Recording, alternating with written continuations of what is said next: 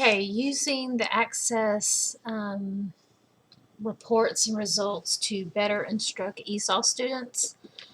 First of all, I had no really clue as to actually how much information all three of these reports actually had.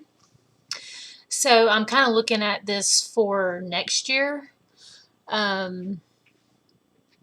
So before even knowing your students accessing their tests from last year, I think would be very important, especially their individual student report. Obviously focusing on the single student and given their domain scores in each of the domains. Just to see what they scored last year, to know what they're coming into you with, like if you don't know them. Next year, I'll be servicing 3 different schools instead of just having 10 kids. So I would obviously look at all those reports. Also, it will tell you some of the student roster report would tell you about their class placement. And I thought this would really be helpful with the student roster report.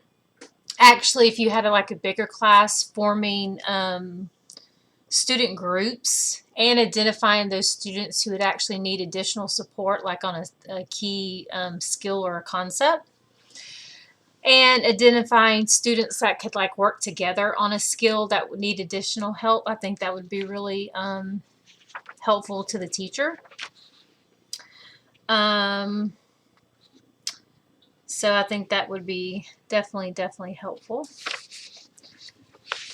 Let's see.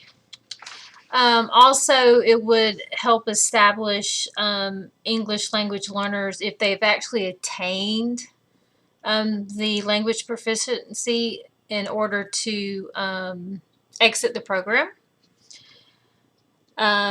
Obviously, it would also tell you if they would actually need to enter the program or the class placement, like where would they be placed. It informs classroom instruction as well as an assessment.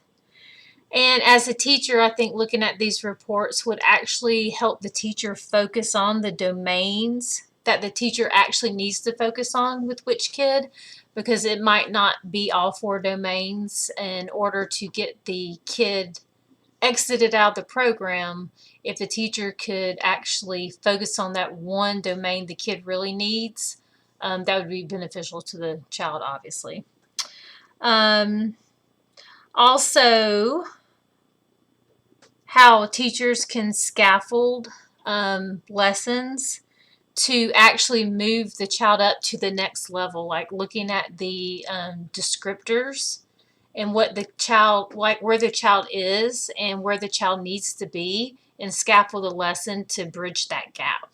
I think that would be very important too. Also, looking at all the rubrics of the speaking and writing rubrics that are attached to it. I mean, these reports have a lot of information, but what I've experienced this year, I only have 10 kids. And again, this is my first year. I'm not even certified, obviously. And I know teachers go to 3 different schools and they pull different kids from each class, but I don't think that looking at these reports would be too much with just 10 kids.